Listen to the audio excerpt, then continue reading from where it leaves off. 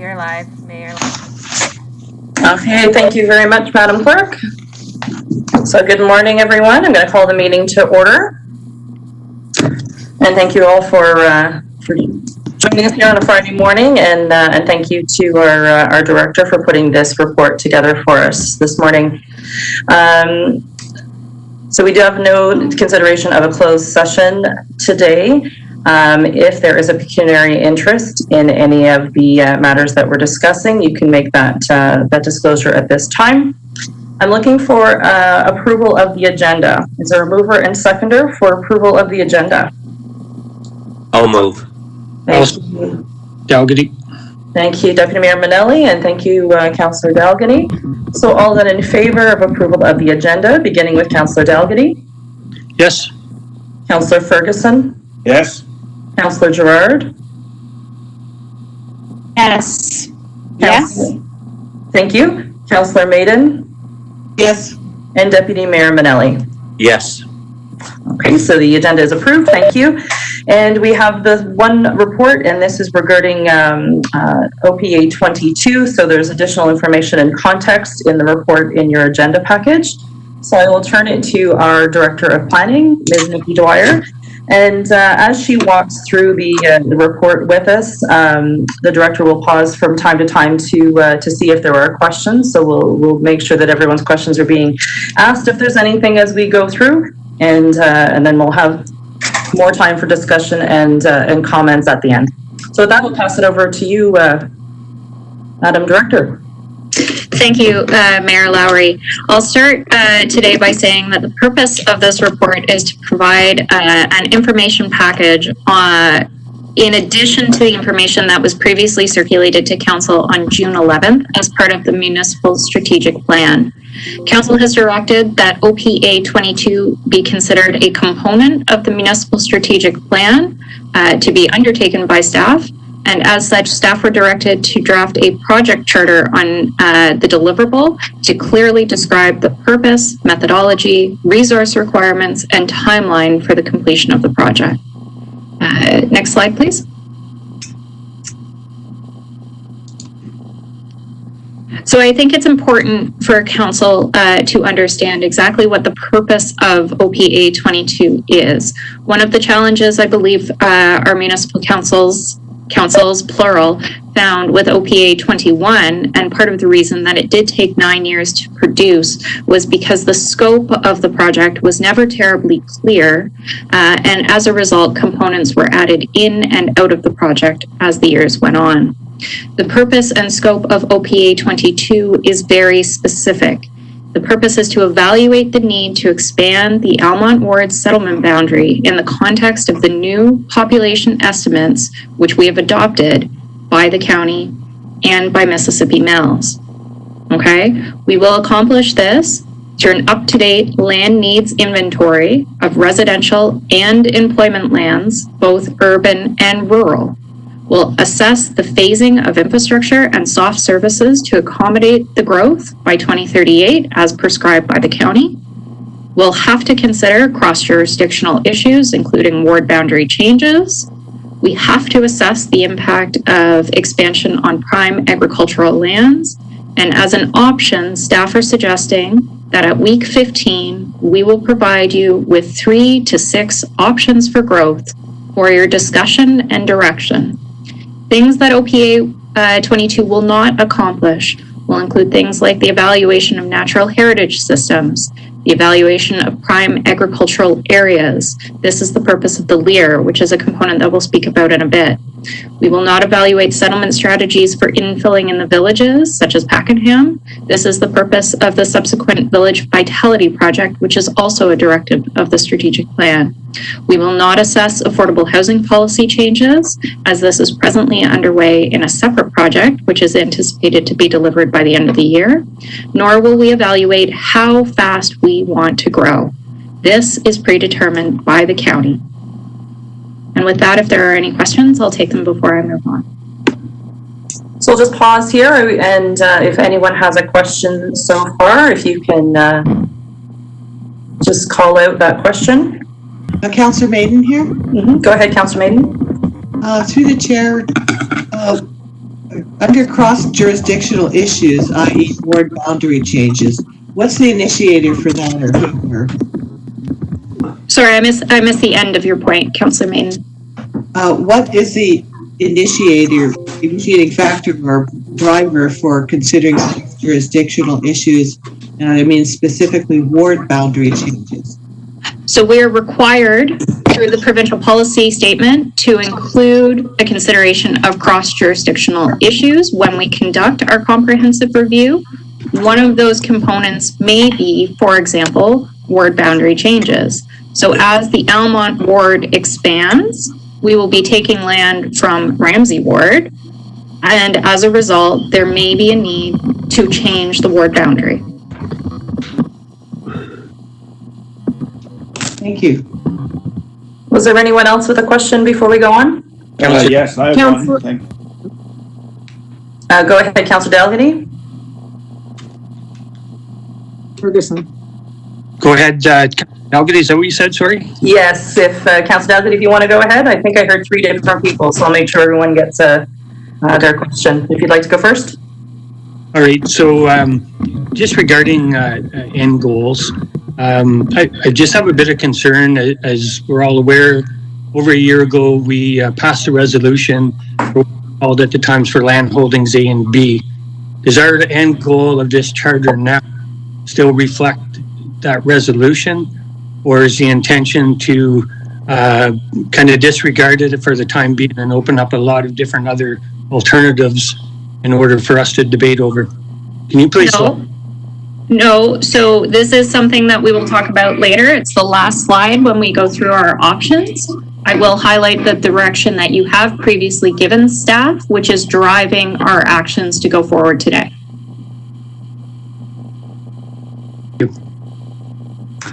Okay, just to help with the muting, I'll call on councillors to speak. Councillor Ferguson, I had heard that you had a question as well. Yes, thank you. If we continue to address the charters in this manner by individually picking out specific pieces of it, how much longer is it going to extend it beyond the proposed 42 weeks? Because certainly in your initial report in reference to the stat plan, 15 weeks was going to address many of the issues. So if we continue to do this based on questions that are received, and I don't know from whom, but what does it extend down the line, which we're very interested, of course, in wrapping this up as quick as we can. Thank you. Perhaps I'll ask CAO Kelly to turn to the last page of the staff report, which is the project timeline for council's reference.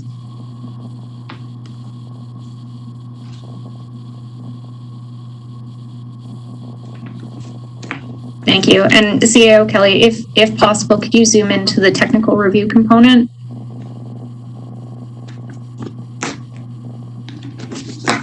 Thank you. That's perfect.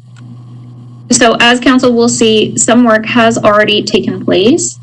The bulk of the work at the beginning of this year had to do with the production of the project charter and the project timeline, and then review of said project charter with the CAO to ensure consistency with other project charters across the strategic planning process.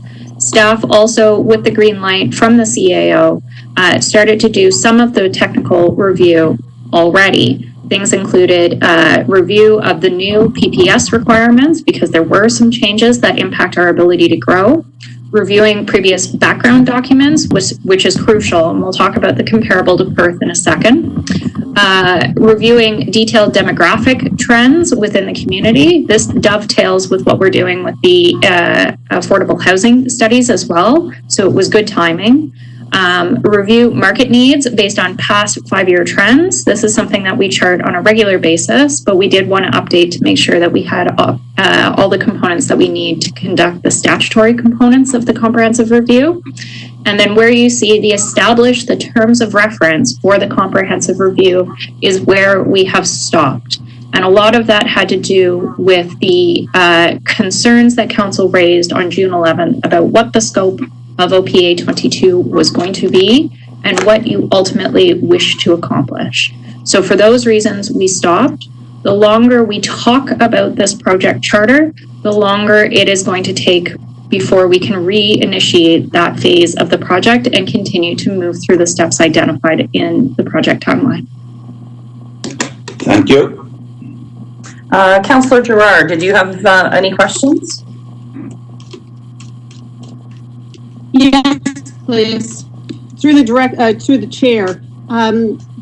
Can you tell us when the directive from council was actually presented? When did we request that we start this program? So, Councillor Gerard, I'll ask you to hold your question until we get to the end of the presentation because we will talk about that. And Deputy Mayor Okay. Menendez? No, Krista, I was not done actually. Oh, pardon me if you had further questions. Yes, please. It was mentioned in the very first part of this by the Director of Planning that the county has provided us with the population, projected population estimates. I keep bringing this up, but the county actually provided us a suggestion. It is not, we are not mandated to follow that. Is that not correct? You are mandated to update your official plan to be consistent with that of the county. When you choose to do so is your discretion, and that's what we can talk about at the end of the staff report where options are presented. Fine, thank you. Was there anything further, Councillor Gerard? Yes, but I guess we're talking about it at the end of meeting. Thank you. So just to be clear for everyone, there is a PowerPoint presentation that the planner has put together for us. When we're pausing throughout the report, it's really to speak to those items that she has outlined so far. And I wanted her to provide that opportunity for questions, just if there was anything that needed clarity as she's going through the report. But certainly everyone's questions will have opportunity for discussion, and want to make sure everyone is understanding everything, but we are trying to keep things to what the planner has presented to us at this point. If there wasn't anything else, Councillor Gerard, I'll go to Deputy Mayor Manelli if there's any questions from you based on what's been presented so far. You have Deputy Mayor Manelli as well?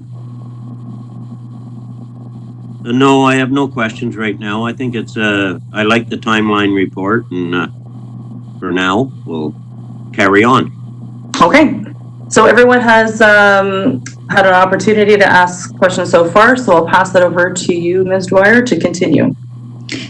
Thank you. CAO Kelly, perhaps you could advance to what is a LEAR. We won't talk about this piece quite yet. I'm going to go through the questions of the staff report.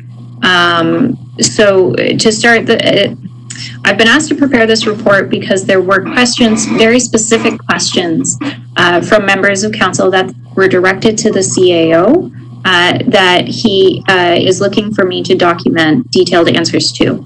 So the first question that was provided to CAO Kelly was whether or not it is true that the town of Perth completed their official plan amendment to expand their settlement boundary in 6 months.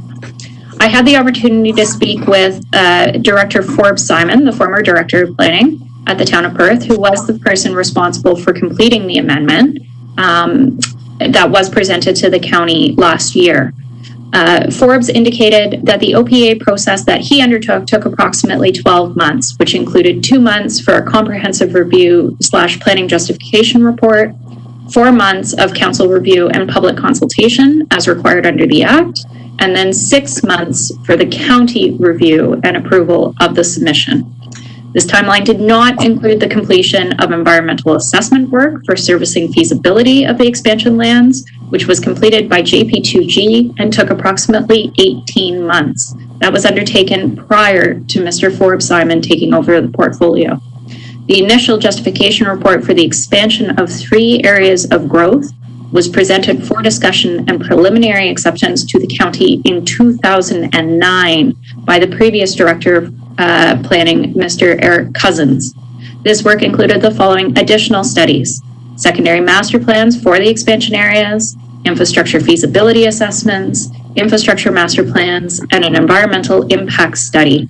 Mr. Simon indicated that while the process to issue final approval of the expansion appears to have occurred quite quickly, the background analysis and pre-negotiations with the agencies, primarily the county, was approximately 11 years in the making.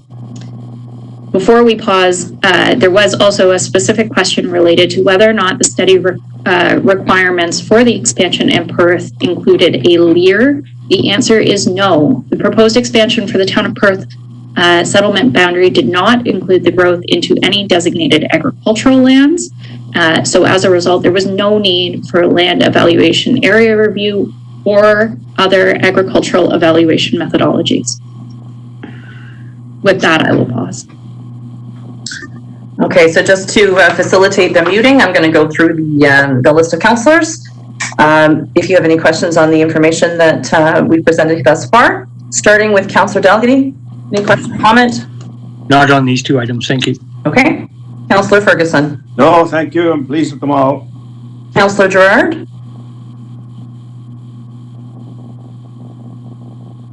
Councillor Gerard, are you there? Not on, I said not on these two, thank you. Oh, okay, thank you. Councillor Maiden. Just a comment, I think maybe on your Gantt chart, do you include all the additional things that took 9 years in Perth? Through the chair, these are components that staff have previously undertaken.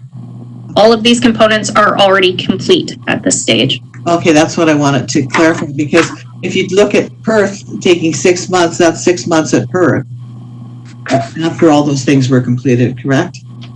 No, that is 6 months for the county's review. There was an additional 6 months to produce the comprehensive review / planning justification report and public consultation as mandated under the Act. Yeah, but I'm just saying, if you look at what Perth had to do, not the county part, that according to what you're saying here, 2 months and 4 months is 6 months. So in a way, it's just a matter of semantics. Yes. Okay, thank you. And Deputy Mayor Manelli. Comments right now on these two normal questions. I know Perth has no farmland in the town boundaries. Yeah, no, a different situation. Okay, so not hearing any questions, I'll pass it over to you, Ms. Dwyer. Thank you. And perhaps CAO Kelly can flip back to the PowerPoint presentation. I apologize for the flipping back and forth. So the next question relates to the completion of the LEAR.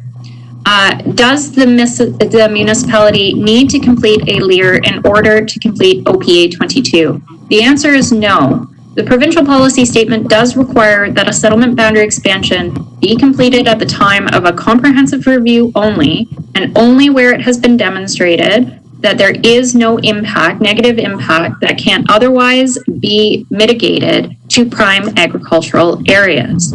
One of the ways that this review can be undertaken is through a LEAR. However, there are other methodologies that can be utilized.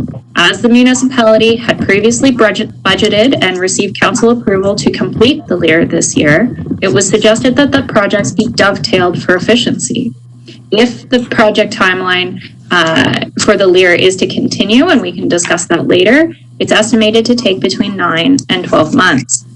The reason I wanted to highlight the difference between what a LEAR accomplishes and what the fundamentals need to be assessed at the time of boundary expansion relates to a difference between prime agricultural areas and prime agricultural land. And these are two very distinct categories. So prime agricultural areas, I want you to think of as the entire forest. Okay, they include all components that drive the agricultural industry, not necessarily cropland and lands directly associated with farming. Okay, they also include things like pasture lands that aren't designated as prime ag, areas for grain elevators, abattoirs, transportation networks that connect these lands to larger markets. These all form a network which the province has identified as prime agricultural areas. The only way to evaluate a prime agricultural area is through a LEAR. Prime agricultural land is a component of the prime agricultural area and can be assessed by a LEAR, but it can also be assessed by other different tools. These include things like minimum distance formula, agronomist reports, market needs assessments, and the list goes on and on.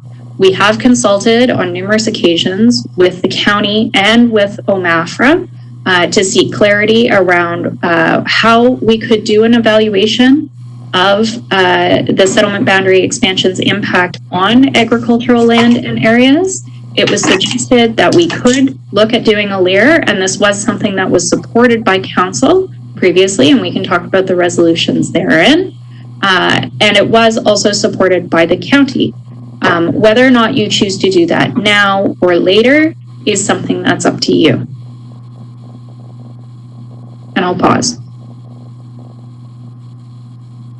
Thank you. So I'll again go through the list, see if there's any questions on this information, beginning with Councillor Ferguson.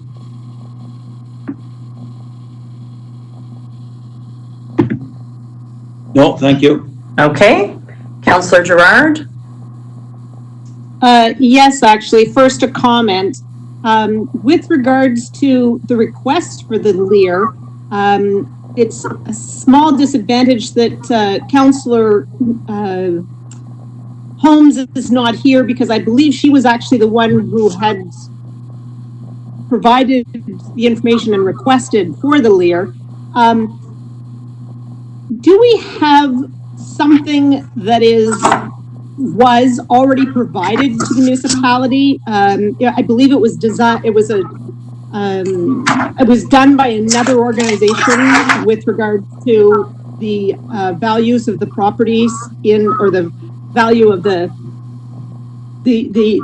zoning, or what, I forget the terminology, but is there something that we could use? Because I believe we were told at some point that it was not adequate nor correct. Am I remembering that correctly? So, and correct me if I'm wrong, but I believe what you're talking about, Councillor Gerard, is that the mapping that is currently in place in the municipality is driven solely by soil categorical data that was surveyed and collected by OMAFRA in preparation for the original official plan in 2005. When we did OPA 21, JL Richards and Associates undertook additional mapping exercises, which included the completion of what we called pixelated mapping, where the boundary lines for agricultural areas were kind of squared out to parcel fabric. Is that what you're referring to? Yes, that's exactly what I was referring to. So with regards to the JL Richards, what they had provided, were they going more towards like the prime agricultural areas instead of, or the OMAFRA, I assume, was basing it on agricultural land, classification of the soil. But the JL Richard report that we received, was that more, I know you said it was boxed out differently, but was it more done as in areas? That's exactly right. And the reason that JL Richards boxed out into pixelated mapping was to establish the requirements of the prime agricultural area, because when we had mapping that only demonstrated class 1 through 3 soils, we did not satisfy the requirement to map prime agricultural areas, but you are exactly correct. So therefore, Councillor Holmes' request for the LEAR was to mitigate, to actually create the proper not zoning, but the proper mapping of municipality? Is that why we've requested the LEAR? Is that why the committee, the Agriculture Committee has requested the LEAR? Yes. So when we went through public consultation originally and I believe it was about 2016, I'd actually looked at Mayor Lowry because I believe she was heavily involved in this at that time. It predates my engagement with the municipality. But at that time, there was a sentiment from the agricultural community that the pixelated mapping artificially inflated value of unarable land and deflated value of arable land, and that they look to see a more localized and not truthful per se, but more accurate approach to evaluating the agricultural area rather than simply looking at landmarks, geographic landmarks. And that was why they recommended at the time that we complete the LEAR. We did send the pixelated mapping and our current mapping to the county for approval, suggesting that we simply keep our prime agricultural land mapping. That was something that the agricultural community was supportive of. However, the county told us that we could not do that, but granted us an extension on the evaluation of our agricultural areas until we completed a LEAR. Which is the LEAR. Okay, thank you. So I might just jump in and add a little bit of additional information to what our planner has provided on this. And you're right with the dates. It was 2016 when there was significant discussion with the agricultural community about the new OMAFRA ag mapping, which they wished to see. And I would just note that there's been challenges for municipalities throughout Eastern Ontario and frankly throughout all of Ontario regarding this new mapping requirement from OMAFRA. So it did start with discussions with the ag community that then grew into discussions specifically with the Agricultural Committee the last term of council. And it moved then to, as the planner has outlined, it then moved to be the recommendation of council to complete a LEAR review rather than adopting the pixelated style mapping that OMAFRA wishes to see.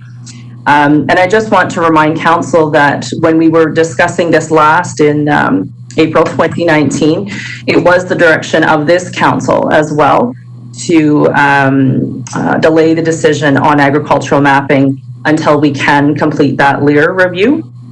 So as a continuation essentially of the decisions and discussions that we had with the ag community in previous years. So just to connect some of the dots on that is where we are with the LEAR. And we have budgeted in the 2020 budget funds to complete that LEAR as well. So to remind of some of the decisions that we have made regarding the LEAR as well. Were there any other questions, Councillor Gerard? Actually, just a comment with regards to what you just provided. So basically what we're discussing then is that the LEAR would provide the value of the soil under what's visible, and therefore if it's being used for possibly an inappropriate, like say you have prime farmland and it's actually under a bush, it is still prime farmland. Is that the correct way to look at this?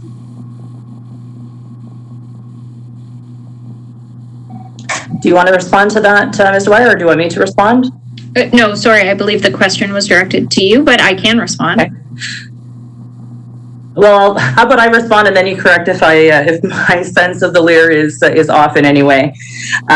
Through the discussions that we had back in 2016, 2017, 2018, and JL Richards was part of those discussions as well. My understanding of what this LEAR would allow us is a different set of evaluation tools. So the mapping that we have right now is soil-based. It was done through a $250,000 investment from the province in doing soil testing. So it's simply soil testing is the evaluation criteria. And how I understand a LEAR would differ from that is that there are different criteria alongside that could be considered. So it allows us to define what would work in this situation in our own community versus having to adopt the OMAFRA model of just this pixelated kind of square box mapping that may or may not make sense, A, for the soil type, or B, for the needs of the community. And I will maybe pass it to you though, Madam Planner, just to ensure that I haven't misspoken at all. No, you have not misspoken. That is accurate. Was there anything else? May I ask though, you said that the OMAFRA was pixelated, but I'm sure that our planner just informed us that J.L. Richards mapping was actually pixelated and OMAFRA was soil only. So what I'm asking, does a LEAR provide the information as to what is hidden, possibly? Let's say someone chooses to put a camper trailer and not use a field as a planted field. Does that mean that that field is no longer a tillable and therefore useful piece of property, whereas a LEAR is going to tell us it is good property, it's just not being used for that application? So through the chair, perhaps I can't answer that. So Councillor Gerard, remember that the component of the LEAR is to evaluate your class 1 through 3 soils. So you're correct. The LEAR is going to evaluate where that good arable land is, regardless of whether or not it is currently being used for such. That is one component of it. It's also going to look at establishing locally defined criteria for all of the other components of an agricultural network to create an industry. So maybe to elaborate again, if a piece of land is designated as class 1 through 3 soils, but is not presently being used for agricultural purposes, it would still be identified both within a LEAR and in any sort of evaluation of prime agricultural land. Okay. I guess that's what I was referring to. I wanted it to be the knowledge to be shared that this LEAR is not just going to give us the information that we want to see based on what we visually see, but what we actually have present underneath the soil, or underneath the present application that's being used on the soil. So just one thing I wanted to add, I may have not made myself clear, so I just want to clarify. The soil mapping, the soil testing that created the ag mapping that we currently have, that was from OMAFRA. That was the kind of agricultural mapping that they wished to have at one time. And it was the province who provided the funding to complete the soil mapping here in Mississippi Mills. And it is OMAFRA who has changed what they want to see in that ag mapping at this point. That's the change in the current PPS, that it's a pixelated style mapping. And that's why J.L. Richards was providing then the pixelated mapping style. An alternative, excuse me, to the pixelated mapping that OMAFRA wishes to see is completing this LEAR. So I just wanted to clarify that if it wasn't clear already. Thank you. Does that clarify for you, Councillor Gerard? It clarifies. My understanding is that the J.L. Richard mapping was possibly not as it wasn't as complete as what was going to be required, and therefore that was why Councillor Holmes had requested the LEAR in the first place. That's all I wanted to say. Thank you. I'm just going to go to CAO Kelly. I think he may have something to add. Sure, Mayor Larry, thank you very much. Just want to add in, I don't think the tool or the evaluation process that we're going to use here is going to change the composition of the soil in the ground. I think, you know, we're looking at the Lear because, and I'll ask Ms. Dwyer to comment on this as well. I think the gist of why you're looking at the Lear is because you're looking at taking in things or uses that are supportive of the agricultural industry that extend beyond the soil composition. So you may have things that are in celery that are supportive to the agricultural community or the business, whether it might be an abattoir or slaughterhouse or what have you, that is not on the land. And the Lear gives you a more comprehensive picture of the community, or it supports the economic component, the societal components. Those things are what you're looking at here. So you may have a supportive business, elevators, transportation-related abattoirs, etc., that are on soil that is completely inappropriate for growing, but it's still a part of that aspect. And the comment that I was looking for from the planner, you know, what actually affords us more protection of the agricultural industry as a whole? Is it land and, you know, tracking of the soils, whether they're 1, 2, or 3, or is it looking at this from an area perspective, which is what's being proposed in the Lear? Thank you, Mayor. So through the chair, CAO Kelly is correct. And a lot of this has to do with how OMAFRA has defined assigning importance to the agricultural community as a whole in the province of Ontario. So under previous models, they saw the value solely as it related to the soil independently. And now, as we start to see the integration of economic vitality through other sectors, and certainly less conventional models of farming becoming employed in the agricultural industry, they've changed the model to require a more holistic look at protecting the agricultural industry at an area level.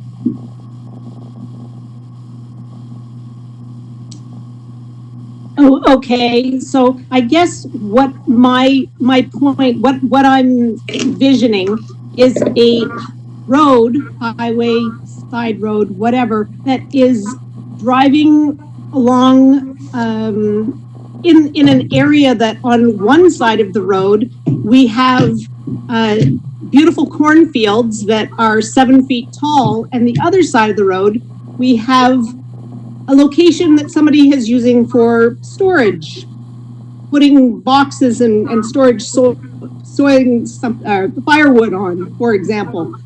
That does not mean that that soil has not got the use or could not have the same corn planted on it. It's just not being used for that application. So that's what I'm trying to get at.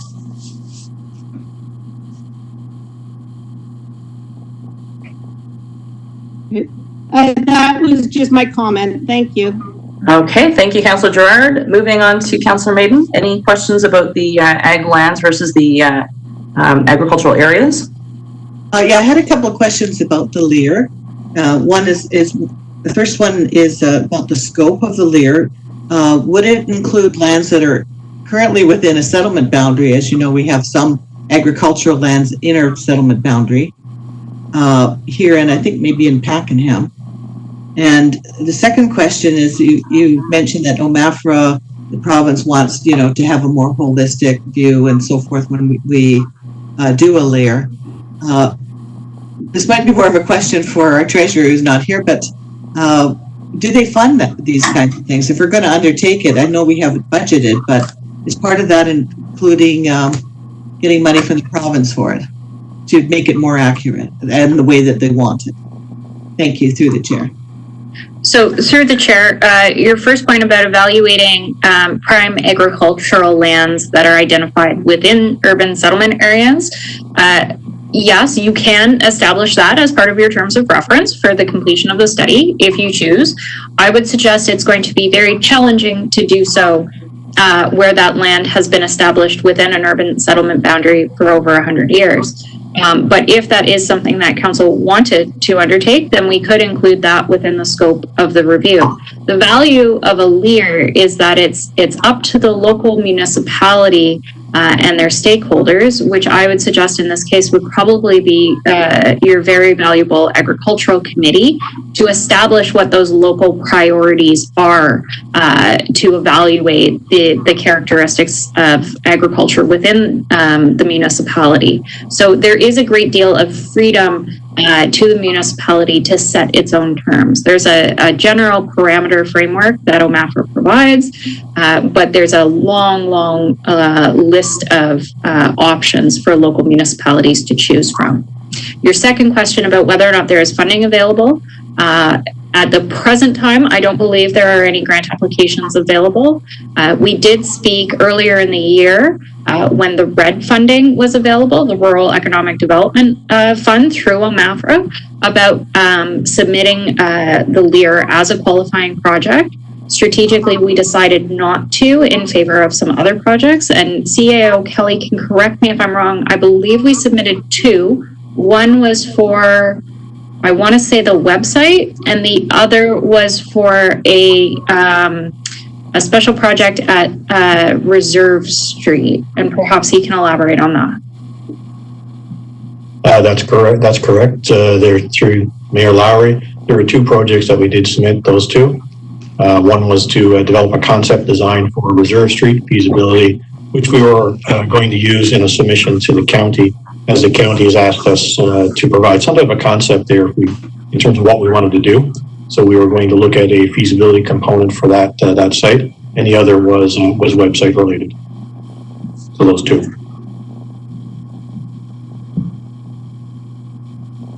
Is there anything further, Councillor Maiden?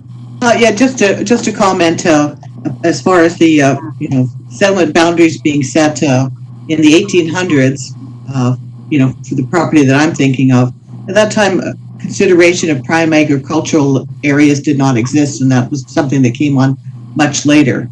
And we know right now that the provincial policy statement directs us to preserve agricultural lands. So that's why I think it's worthwhile to include areas in settlement boundaries that are currently being used for agriculture, to have that assessment, and then consider all the cost efficiencies and protection of agricultural lands and so forth in the LEAR assessment. Just a comment, and thanks for the information. And the other comment I have about the province, if the province is mandating these things, I feel that they should contribute to the costs of doing them. I see the planner nodding. I think that would be good. Duly noted. I think you and I both share that sentiment. It would be great not only to see some financial resources, but even some technical knowledge provided to local planners to complete these deliverables. Yeah, I think our mayor will be carrying that to the AMO. Right, Mayor? Gotta get elected first. Thank you. Deputy Mayor Manelli, any comments or questions about the prime ag lands versus the prime agricultural areas? Yeah, I have a couple of quick questions. You mentioned the mapping. Was it rounded up when it was squared off the agricultural lands? Thank you. Yeah, that's a great question. Sorry, through the chair. In some cases, yes, Deputy Mayor Manelli, and in some cases, no. And the criteria that was used in the pixelated mapping followed a general rule where if half the property was designated as prime ag, more than half, then it would all be considered to be part of the agricultural area. And if less than half of the property was considered prime ag, then it would be removed. And this is where the primary concerns came forward from the agricultural community. I realized that. And did it take in consideration like natural severances of properties with creeks and streams, and the size of fields that aren't really productive enough to they have the land, but they're not accessible or productive enough to or be unattainable to reach with the equipment? Does it take in any of that? No. And one more quick question. Because Lanark County is quite a bit different than Southern Ontario. There's no natural severances there. It's just straight farmland, and I think we're being bunched in with all of the major farming communities. So I think we should, the LEAR will probably be way more effective when designating lands. True or false? Is that true? Through the chair, I would suggest that yes, that is the case, and it has largely to do with the fact that the local municipality can assign its own criteria to evaluating the agricultural area. So we could put in small fields with natural severances. Should you choose, yes. Thank you. And Councillor Dalgety, any comments or questions about the prime ag lands versus prime ag areas? Yes, in regards to the expanding the boundaries and the LEAR, if I understand correctly, the LEAR is going to cover the entire municipality. And I may not have a full understanding of this, but if there was work done previously by J.L. Richards that accomplishes the requirements of this, where we're looking at expanding as far as agriculture, are we doing work twice on this? Or are you saying there may be other alternatives? I got nothing against the LEAR and the committee wants to do it, but I'm looking at, Ferguson mentioned, we want to get this started, we want to expedite if we can. Can we save time with a method that's already been used, or you may have something else you can get a method that'll accomplish the requirements? Can you discuss that or comment on that? Through the chair, and as detailed in the staff report, you will note that yes, there are different methodologies. As I've already mentioned, we can look at minimum distance formula, agronomist reports, market need assessments. There's a variety of methodologies that we can use. We do have to complete, as part of this comprehensive review, some sort of evaluation for the loss of agricultural land and demonstrate that there is no other feasible location for us to grow into except for the agricultural land. Okay? The second part of your question was, are we duplicating work through the completion of the LEAR? The short answer is yes, we are. And the reason for that is because the agricultural community was vehemently opposed to adopting the pixelated mapping for the reasons that we have already discussed. So the LEAR is, in some aspects, duplicitous. However, I think that there is great gains that we can make by re-undertaking that work. Does it have to be done presently? No. Thank you. Sorry, I was muted. Do you want to carry on, Ms. Dwyer? Yes, thank you. So I'm going to skip ahead to the next slide, CAO Kelly, which talks about the completion of the terms of reference. So one of the questions that councillors had for CAO Kelly was whether or not the completion of a terms of reference is a statutory requirement of completing an official plan amendment. The answer is no.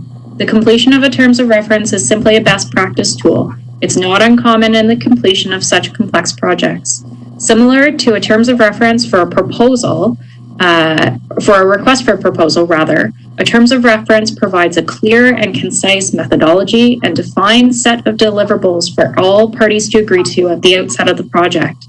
As OPA 22 will be drafted by staff, reviewed by external consultants hired for the project by Lanark County, and finally approved by county staff, we felt it was important to lock in an end goal of the project and clearly articulate what we will be evaluating and what we will not be evaluating.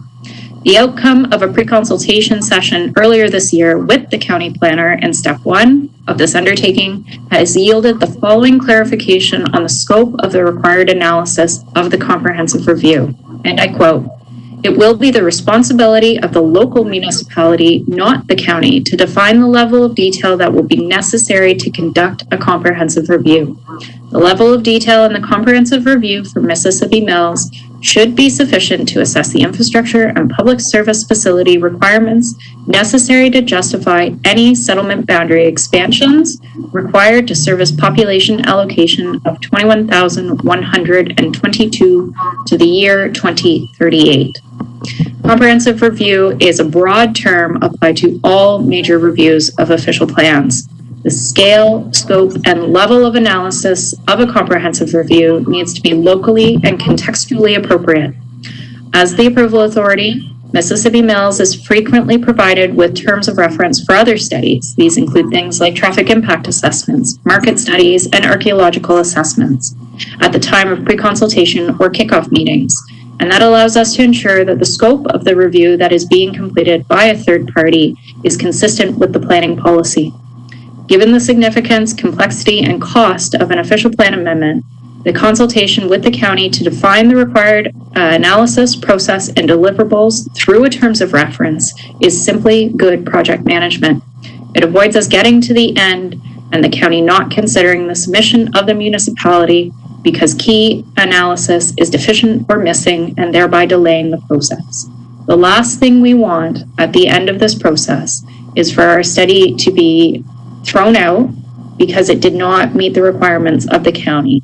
So what we're trying to do is serve them with a terms of reference that they can agree to or work out the details on upfront before we go through the undertaking. And I'll pause at that. Thank you, Ms. Dwyer.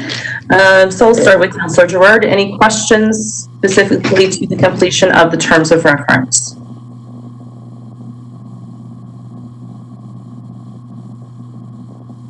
Sorry, I could not unmute. I believe at this time, I do have questions, but I believe I will refer to them at the end of the meeting. Thank you. Okay. Councillor Maiden, any questions about the terms of reference? Not at the moment, thank you. Okay. Deputy Mayor Pinelli?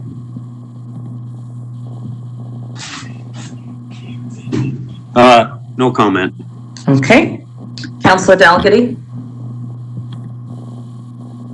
Wait till the end of the meeting, Councillor. Okay. And Councillor Ferguson? No, I don't, but I missed the opportunity of having a comment on the last discussion. Oh, did I miss you? Sorry. Well, I quickly jumped in with no questions, but when the discussion got started to roll on a bit, and in comparison to what Councillor Manelli said, that's where my concern or my discussion was going to lead. The fact that he's absolutely right on that, and some of the issues that we're well aware of, and they were really front and center with the previous I committee, which of course is now addressed by the new I committee. And it's the fact that in many cases, when the land was identified, and we're so very familiar with Eastern Ontario, there's pockets of land, very good land within 100-acre farm, if you want to use the 100-acre equation.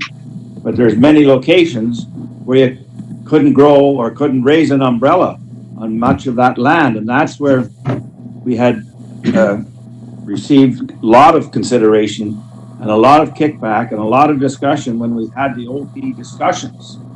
And people were very concerned about that.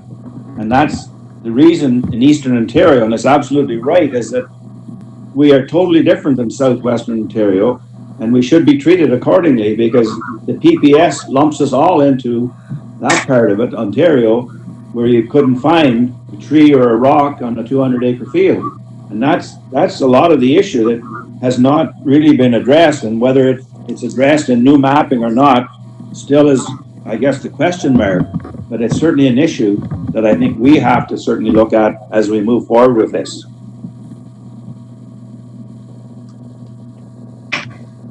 A good comment, Councillor Ferguson, and you're absolutely right that Eastern Ontario is definitely a very different situation than Southern Ontario.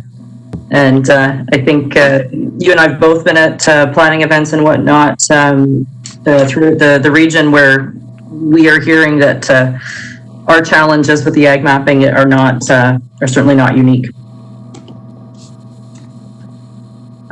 So with that, I'll pass it back to you, Ms. Dwyer.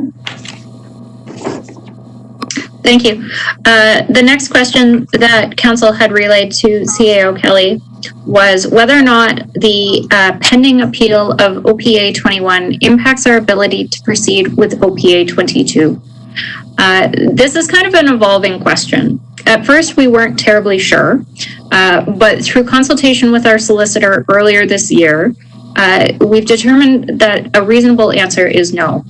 The municipality solicitor has provided written correspondence to the appellant, indicating that it's the municipality's position to proceed with all other amendments to the OP, with the exception of the very specific sections which we believe are the nature of her concerns. From our assessment of the submission of the appeal, these relate primarily to the ANSI lands and the natural heritage system policies. They do not pertain to the population projections, nor do they pertain to the growth settlement strategy amendments that we made as part of OPA 21. The municipality or our solicitor has not received any challenge to this position, which we are interpreting to mean that she consents to us proceeding forward as suggested. And if there's questions on that point, I can answer them. Councillor Maiden, any questions about the appeal of OPA 21 and proceeding with OPA 22? Yes, I know the planner had spoken to us just recently about, the deadline had passed and so forth. Could you remind me when we asked our solicitor to give us an opinion and when did they respond? I just want to make a note of the dates on that, if you have them, or you can send them to me by email. Yeah, actually, I'm going to pause there and seek confirmation from CAO Kelly. The discussions pertaining to the litigation of this file were conducted in camera. I'm just unsure about how much more I can say than what's in the staff report at this time. Yes, thanks. Maybe we should it's just a couple of dates that Councillor Maiden is looking for. And just to make sure that we have the accuracy of the dates, maybe what we could do is send an email to council after on that question. I don't think it's going to be an impediment to your discussion here today, Councillor Maiden, but maybe we could do it that way if you wouldn't mind. Oh, that's completely fine. I just wanted to just know the dates, just to track our solicitor and his performance now. Thank you. Deputy Mayor Manelli? Made to council through the planner to council. Thank you. Sorry, we missed the beginning of your comment, Deputy Mayor. Did you want to repeat that? No, I just think that the planner had already relayed this information to council, so I have no comment. Okay, thank you. Councillor Dalgety. Comment on this item, thank you. Councillor Ferguson.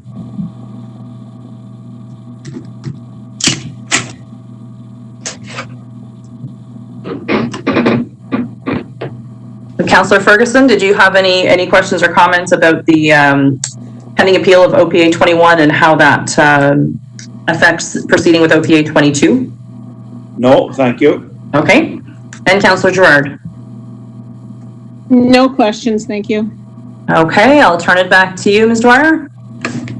Thank you. The next specific question from council reads as follows. When will council have the opportunity to debate where Almont Ward will expand? Based on the present project charter, we're proposing this discussion to occur in week 15 of the deliverables, which is estimated at this point to be September.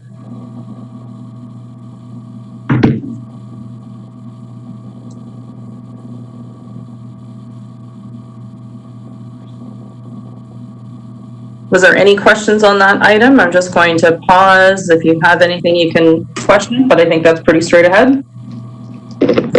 Councillor Maiden, my understanding was that we had decided where Almont would expand in April of 2019. In land part, we were looking at 3 parcels, remember, A, B, and C, and we kind of put C off and we decided to go ahead with A and B. Through the chair, that is correct. However, it was based on the prior growth projections that we had adopted, closer to 17,000. There may be a need now to evaluate even more. There has also been discussion by council about whether or not we are removing other land from the settlement boundary, which means we will need to make it up elsewhere. Just to follow up, but just to clarify though, that means that parcels A and B would still be in. We're just considering what to add next. Is that correct? Correct. Thank you. Any other questions on the debate about where Almont Ward will expand? Or when that discussion will occur? I'll just pause for another moment. Okay. Councillor Gerard. Yeah, Councillor? Councillor Gerard.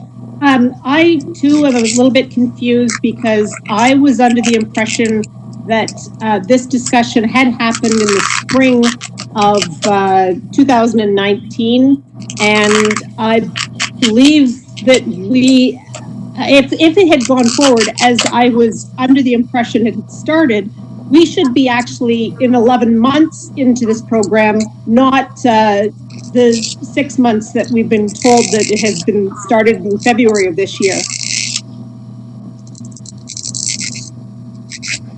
Through the chair to the planning department, I guess. So, Councillor Gerard, perhaps we can talk about that question when we get closer down to the bottom of the report. Once again, thank you. Councillor Dalgety here. Microphone on. I'm hearing a lot of. Sorry, what was that, Councillor Dalgety? I believe somebody's got their microphone on while other people are talking. I'm hearing a lot of feedback or static. Sounds like a comb being rubbed or something. Would you like to continue, Ms. Dwyer? Sure, absolutely. The next question is whether or not we need to evaluate a third severance policy. The answer is potentially. The comprehensive review must include a land needs assessment of all lands within the municipality, which includes both rural and settlement area lands. As the plan presently calls for 30% of the population growth to be included in the rural area, there may be a need to evaluate a change of policy if a land deficit exists. If there is a requirement for a third severance to accommodate growth, it will be presented as an option for council to consider in week 15 of the project.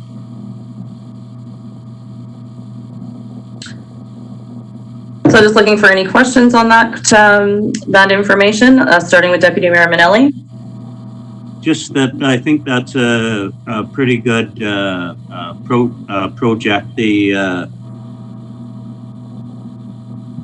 The third-party severance policy has been around for a while. We've been wondering about that. We may have to change our OP and change the amount of growth in each for rural and urban. Is that possible too, or? Council has not currently provided that direction, but if you wish to, then this would be the time to discuss it. Not in the 15 weeks, not. No, I would suggest if you want to provide that as a scope, you should tell me now so that we can prepare it as part of the analysis to be presented in week 15. Okay, thank you very much. Councillor Dalgety. Through the chair to Director Dwyer, would you know approximately if there's a deficit exists now that we would require to change this? In the rural land or comprehensively? What? Sorry, I missed that. Comprehensively? Comprehensively, no, I cannot say for sure. That's all, thank you. Councillor Ferguson. Not a new issue, as Deputy Mayor Manelli suggested, and I apologize for last time I called him councillor. However, it's an issue that comes up frequently, and again, the reason why, because there are many lands within Mississippi Mills where there should be that type of development, and I think we're going to see the demands increase because of the fact now and it's going to be proven that many individuals are going to be looking for rural lands because of the work at home scenario that's probably going to surface. And I think with that, it's an exercise that should be completed, and particularly in those areas, and there may be deficiencies, or they're not deficiencies at the present time, but there are probably deficiencies as to where some of those lots may be chosen by individuals. And we see that many times, and there's many questions specifically to that. So I would like to see if it's possible to include that in the scope now, as our planner has said, rather than waiting the 15 weeks. But I don't want to impose any more work on her than she already has, unfortunately. Thank you for your comments, Councillor Ferguson. Councillor Gerard, any comment?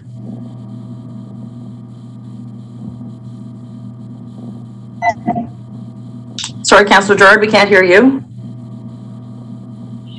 So I have a phone call coming in and I'm just trying to cancel the phone call. I'll just, Sure, I can come back to you. Thank you. Councillor Maiden, any comment about the need to evaluate a third severance Aye. policy? I agree with Councillor Ferguson that that's probably a demand for that sort of thing. But I'm okay with, depending on the results of the work up to week 15, with the planning department coming forward with recommendations at that particular time. Okay. Councillor Gerard, are you ready to make a comment if you have one?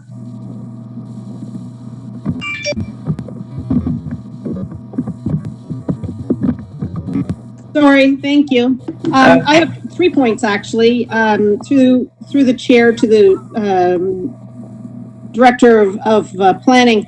With regards to the possibility of having a third severance, obviously there has been a lot of inquiring from the residents. I believe there has to be more clarification because some people feel that they should be allowed to take a lot, but if it's on agricultural land, therefore it's not going to be allowed. Is that correct? Through the chair, yes, that is correct. And I should clarify that that is not a policy established by the local municipality. The prohibition on lot creation on agricultural lands, not rural land, is established by the province. Okay.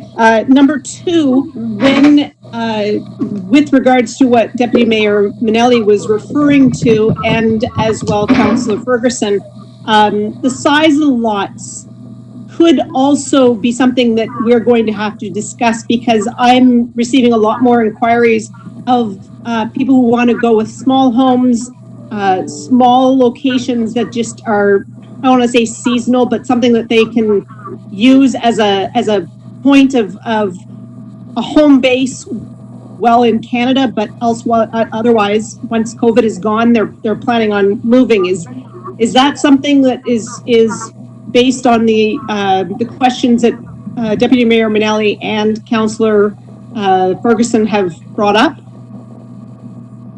So questions associated with the size of parcels of land in the rural area is not considered to be part of the scope of this assessment. It does not relate to the land supply.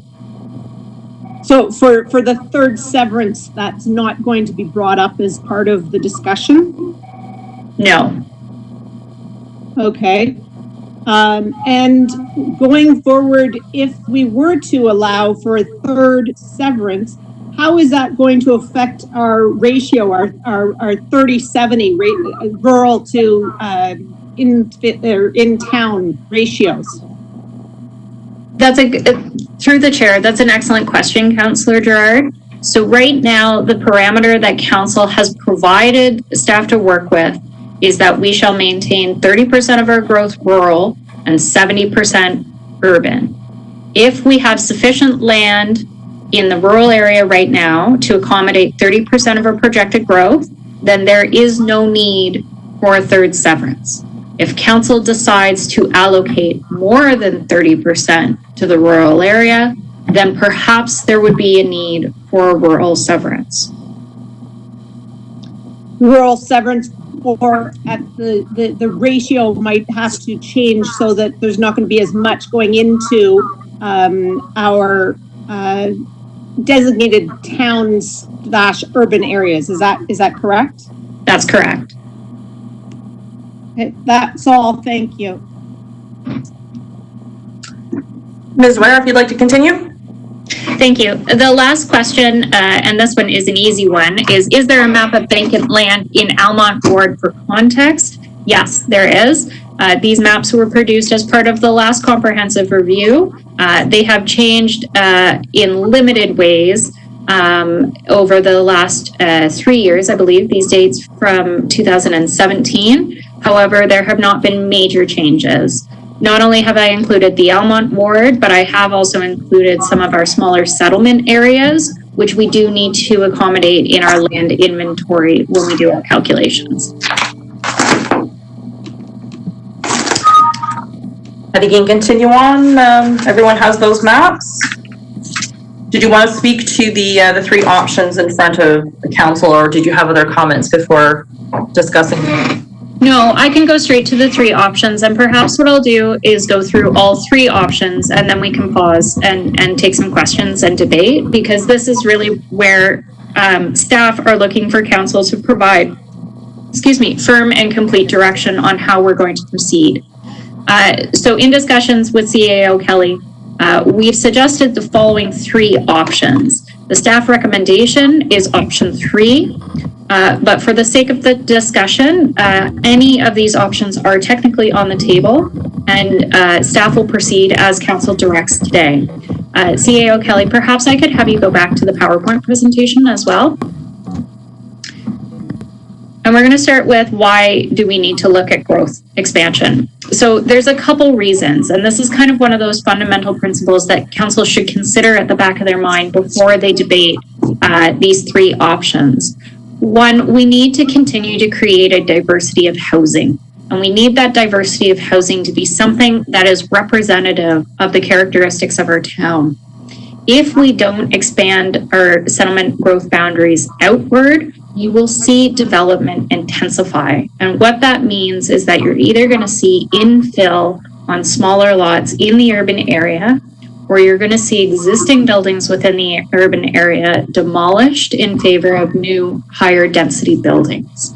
I would challenge that in our context, that's not necessarily appropriate, nor is it something that's going to meet, I believe, the long-term objections of the community official plan or the strategic plan that council has envisioned. The best way for us to continue to accommodate growth is to continue to move outward in a very planned and systematic fashion.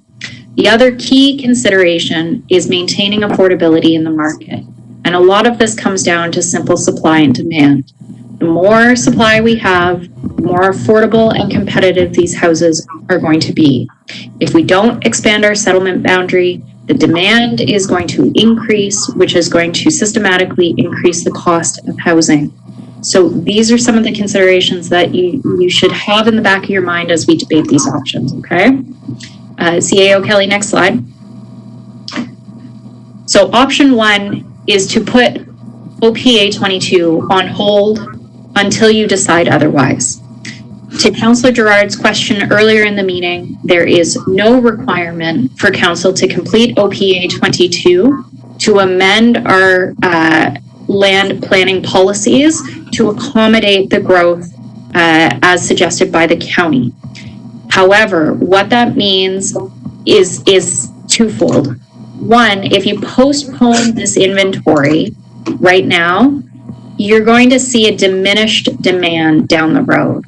Right now, we're peaked at about 160 new builds per year, which means we have to estimate land needs to accommodate 160 new builds a year.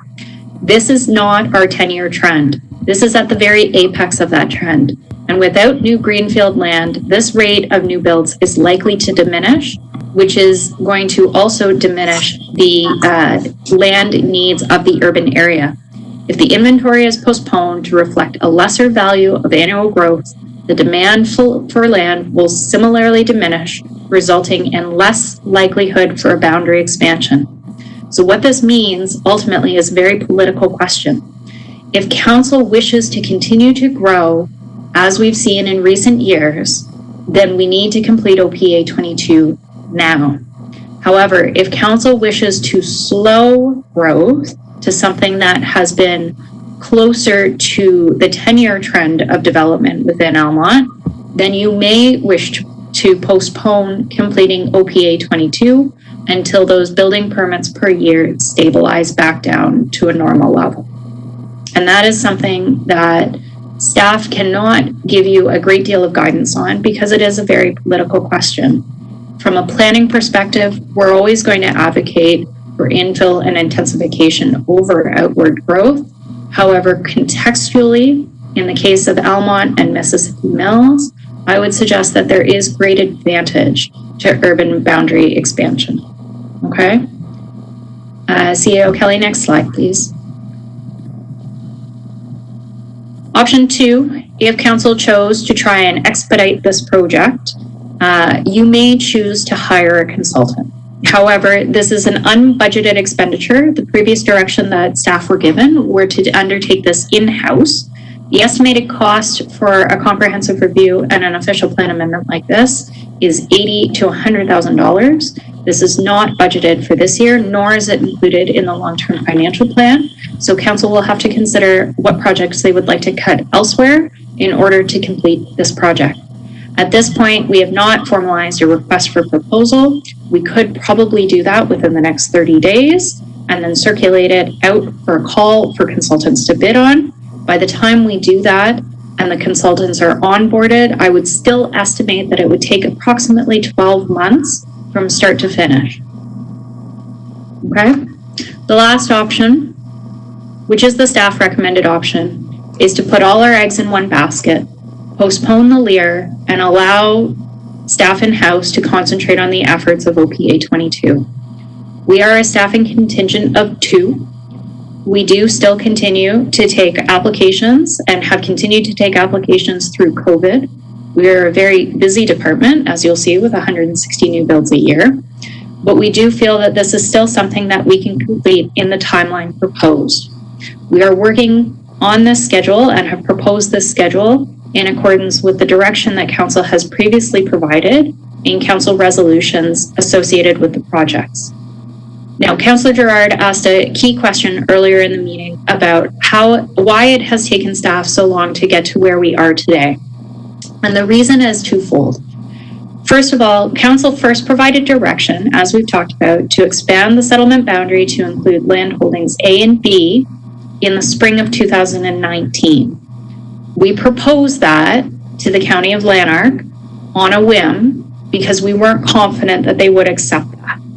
The resolution and response that we got back from the county confirmed that they did not want to accept that without a separate application.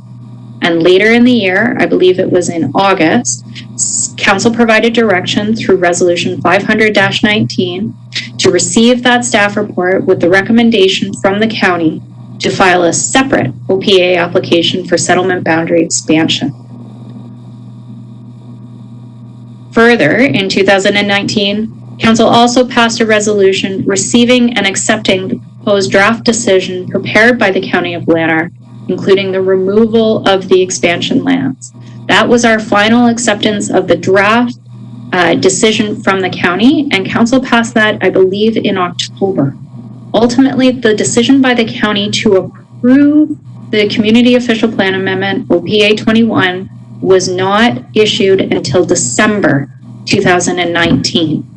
Council will also recall that at that time, we were in the middle of a review of the PPS, and we were anticipating major changes to come in how we evaluated growth. That was finally issued by the province in February. And so staff undertook the review of OPA 22 commencing in February following the launch of PPS. And with that, I'll pause.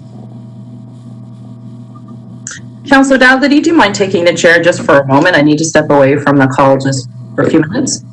No problem. Perfect. So if you can just facilitate some discussion on those options, I'll be back momentarily. Councillor Ferguson, any comments or questions? agree with what the planner has said, and I would certainly support option 3. But are we also going to have discussion at the end then, and specific to the mapping, that we seem to skip over quite quickly? Through the chair, perhaps I can ask for clarity from Councillor Ferguson on what you mean by the mapping. Okay, sorry, the mapping which was discussed in the previous question was the vacant land maps appended as the appended rather.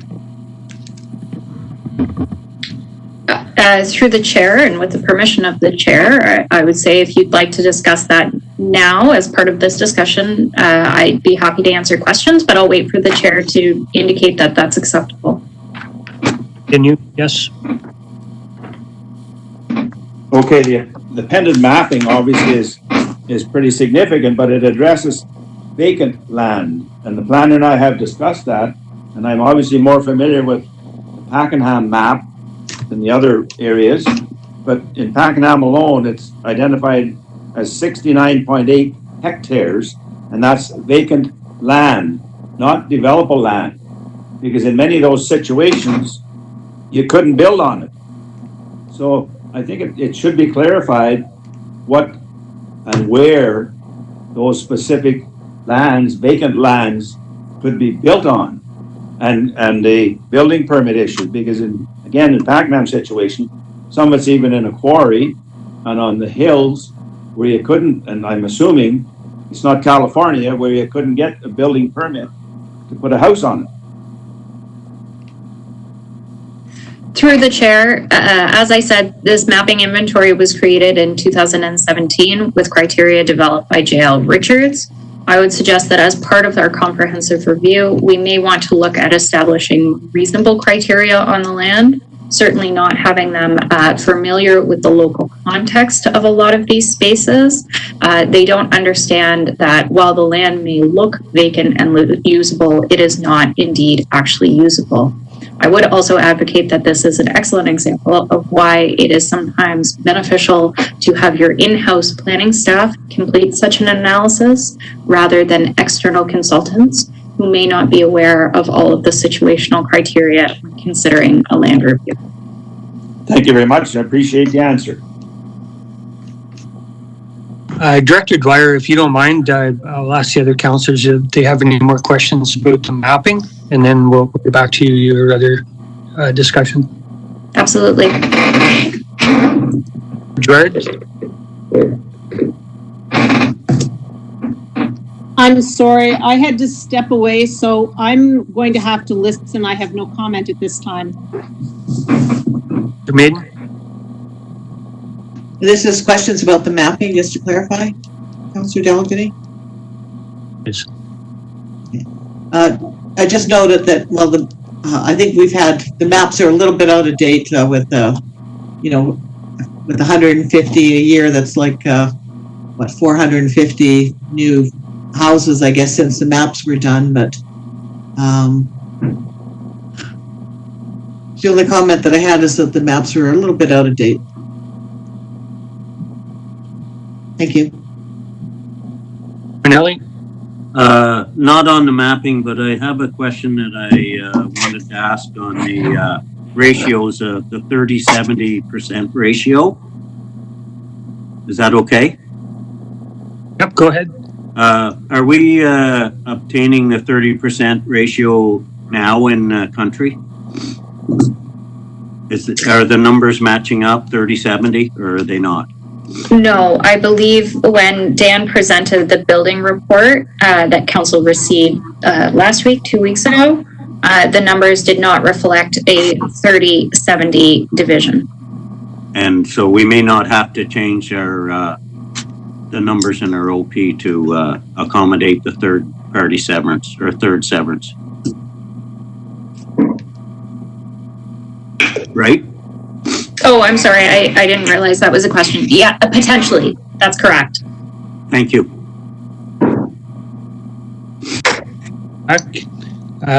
We just backtracked a little bit. We had some questions about them. If you want to continue with the summary and options, please go ahead.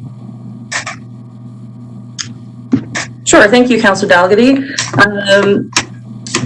So has everyone had an opportunity to ask questions about the mapping then, Councillor Dalgety? Should we move to the summary and options? So I was the only one. The questions were asked by other councillors, so we can move ahead. Okay, perfect. If that's the case, then I'll go to you then, Councillor Dalgety, if you have any questions or comments about the three options that are in front of us at this point. Just that I'm in favor of option 3 and would like to get going as soon as possible. Okay. Councillor Ferguson?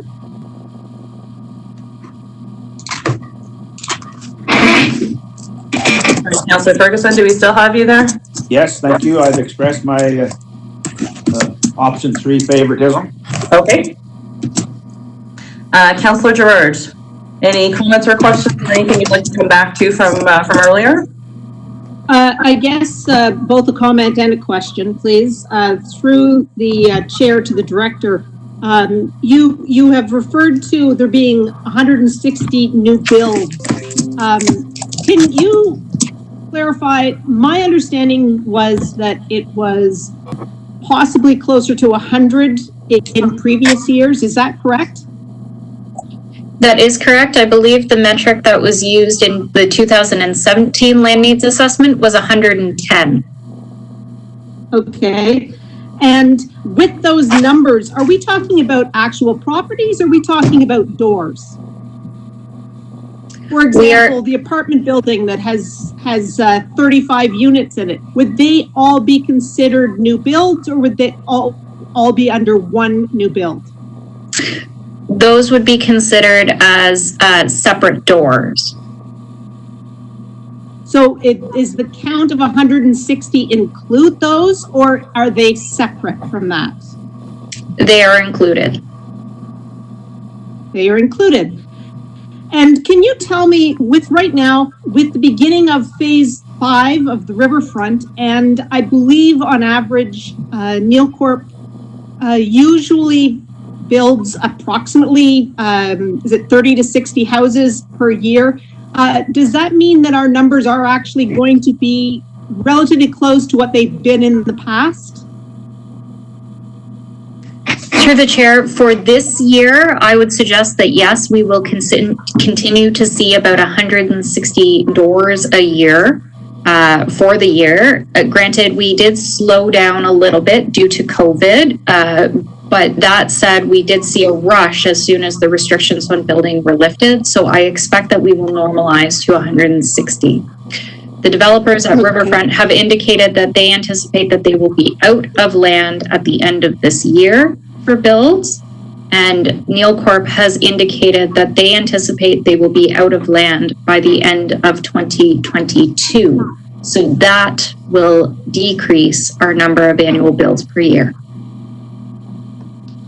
Okay, and to the projected 160 this year, again, is including apartment buildings, possibly 2 different apartment buildings. Am I correct with that? Those projections are based on what is reported in the building report. And yes, they would include the apartments. The ultimate numbers that we use in the comprehensive review would be for building specific. Okay, so therefore, by going ahead to completion with the OPA, as you're suggesting, number 3, I hesitate to question with regards to possibly 1 with the postponing of the completion. Would it be something that we could look at with regards to, as you have mentioned, we have already put away the money or have already assumed the money is available for this year for our LEAR. Could we actually go forward and complete the LEAR and start the OPA in the beginning of next year? If council wishes, then yes, you can proceed that way. Okay, I feel that that should be an option that we should be talking about as well, please. That's it, thank you. Okay, thanks, Councillor Gerard. Councillor Maiden? I have a question of clarification, I guess, on the Gantt chart. A period is what? Is that a week? Sorry. Yes, it was estimated to be a week. My preference was that as soon as we actually executed a start date with the acceptance of this project charter, that I was going to change those periods into month and week intervals for clarity. Okay, thank you. And just, I do favor option 3, but on the Gantt chart, in the production of the last OPA, there was a lot of public consultation, extensive public consultation. I understand you had one-on-one meetings and so forth just in 2018. So to condense the public consultation, I'm thinking that all that input, could be produced in a report. It could go forward as part of OPA 22 and basically have one consultation with any supplementary comments that the public had. Further to that, because we had it was very extensive. I think you documented it quite well.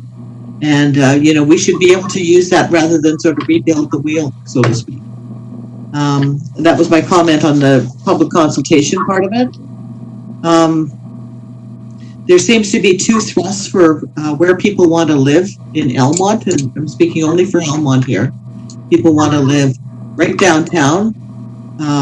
So I think there needs to be a lot more kind of infill down in that area. Like eventually the beer store, the liquor store might move out to somewhere where they have more space or whatever. But to kind of look at it for that, the OPA itself, as it stood, I think was it tried to do too much zoning and so forth.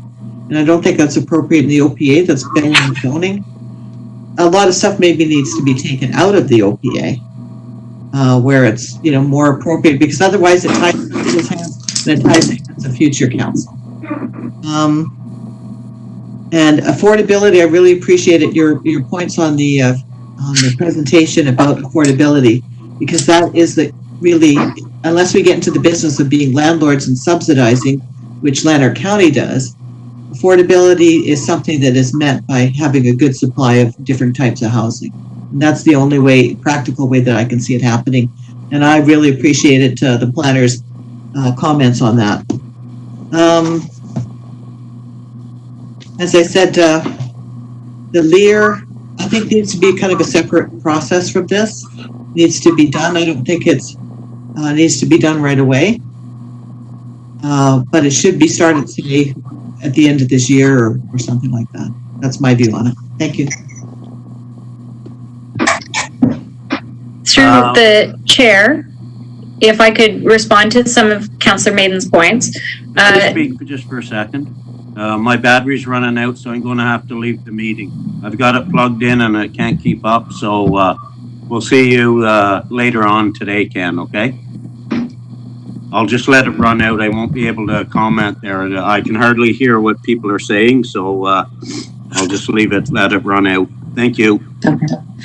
Deputy Mayor Manelli, we will be voting on this. If you wanted to call in so that you can participate in that call on a landline or come into the office, please feel free to do that so that you can participate in the voting. Thank you very much. Yeah, absolutely. Maybe it's time for a new battery. Maybe. Or a shorter meeting. There you go. Back to you, Ms. Dwyer. Thank you. So Councillor Maiden made a very valid comment about public consultation. You'll note, if you direct your attention to the Gantt chart at the back of the staff report, there is a section identified as public consultation. What I have done in the Gantt chart is highlight in blue the components that are statutory requirements. So we are required by law to circulate notification per the Act and give 3 weeks of circulation in advance of an open house, followed by 2 weeks before a public meeting can be conducted. We also have to produce the report that summarizes all of the public feedback received between the notification timeline and a decision of council. But there are additional components that I have suggested as best practices based on the public consultation that we completed with OPA 21. These include notifications and tax bills to reach a larger audience, electronic notification through our website and our mail list, creating an online survey and launching said survey, and then 2 additional open houses, as we did last year, in Pakenham and Clayton. If council wishes to give direction to cut the non-statutory requirements, we can do so and shave off some extra time.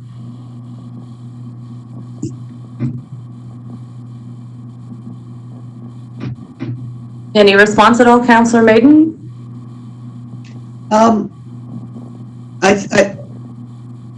not really sure whether is that the earliest point that you can do public consultation through the chair? I would suggest that it would be wise to conduct the public consultation after council has given direction to staff with what you would like us to consult on. I would rather not be left in a position to guess what your preferred outcome is when we go to public consultation, which is why the options for growth strategies and the outcome of the comprehensive review are proposed to be presented to you in week 15, and you provide your direction to staff before we turn around and go public. Or sorry, rather go out to the public. The whole process of presenting the growth strategies will of course be presented in public forum, but before we go out and solicit feedback from the public, I would like to have your consensus and direction. Through the chair, yeah, understandable. Perhaps once the Gantt chart is more finalized or firmed up, maybe we could get a kind of a list of what the interdependencies are, you know, and put dates into all this stuff. Thank you. Through the chair, if I may, there was one further point that I wish to clarify that Councillor Maiden made. Councillor Maiden, you spoke about the removal of metrics from the OPA. Did you mean in general about metrics removed from the community official plan at large? Because that is not part of the scope as currently projected under OPA 22. Is that something that council wishes us to include as part of this review? Because that will add more time. What I'm basing that on is the OPA 21 seems to have a lot of, to me it seemed like extraneous stuff. To me, the official plan is kind of a policy document that is supposed to be guiding, you know, where we're going with various things, not getting into so much kind of zoning matters to me. Just looking at other official plans, they seem to be a little bit more streamlined. I'm just kind of suggesting that where certain things can be taken out, where there, for example, impediments to growth, like neighboring properties have to be in accordance with this, that, or the other thing. I don't know. To me, that's like in a bylaw or something like that. I would like to see it a little bit more general. That's just my opinion on it. I think it sort of hamstrings municipality a little bit, and certainly residents to some extent, depending on what it is. You'd have to go through the whole thing, you know, bit by bit. And I think in the previous consultations, there was the residents were, you know, commenting on some of those things. That's all. Okay, so through the chair, I do wish to confirm. Are you looking for me to do a line by line analysis of things that council feels are outside the scope or too prohibitive as part of this review? Because if that is the case, then we will come back with a revised project charter and timeline. Or is this just a comment at large? I don't want this to be used to, you know, slow the process down in any way. I want that to be clear. But in a comprehensive review of an official plan, I would assume that that would be done in any case. No. So the nature of our comprehensive review is specific to settlement boundary adjustment. Okay, so it's the only settlement boundary adjustment that we're doing, the OPA 22. Correct. And this is why I felt it was important to come back with this report. And perhaps CAO Kelly can go back to the staff report. Because if you go to the very, very first statement in the staff report, it speaks about what it is we are doing. Okay? Our only purpose with OPA 22 is to evaluate the need to expand the Almont Ward settlement boundary. Okay? If there are other components that council would like us to include, you need to tell us that, but it will add time. And I cannot stress that enough. And that fundamentally is why work on preparing a terms of reference has stopped. Because the sense I was getting on June 11th was that council was not clear on what the specific scope of this was to be.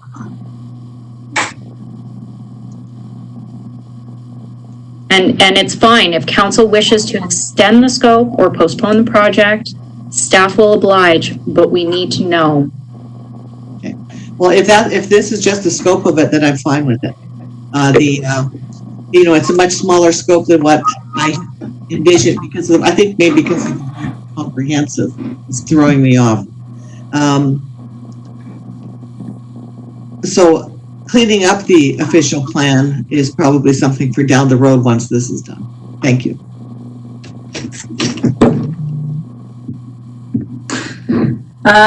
Deputy Mayor Manelli, I see you're still on the call with us. Is there anything that you would like to ask or state about the three options in front of us?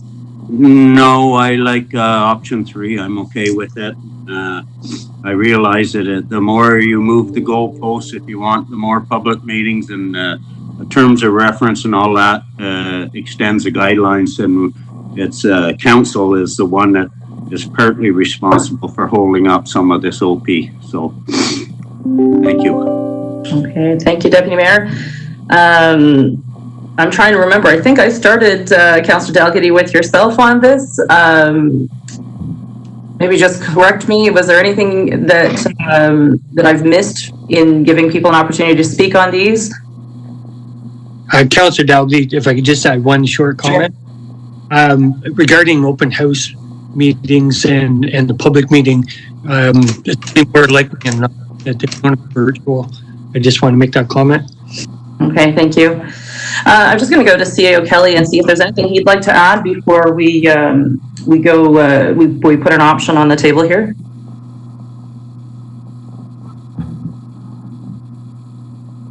Thank you, Mayor Lauer. There's just one thing that I kind of wanted to point out, and it was in relation to an earlier comment. And I think it related to something from Councillor Gerard, in that the county provided us with population estimates, and whether we were mandated to deal with those or not. And I think it's important to know, and I'll defer to the planner on this one as well, in that if we want to continue to engage with the county in terms of modifying and doing things with our official plan, if we ignore the population projections that they put on the table for us, and there are things that we want to do, I think we may meet with limited success in terms of trying to advance.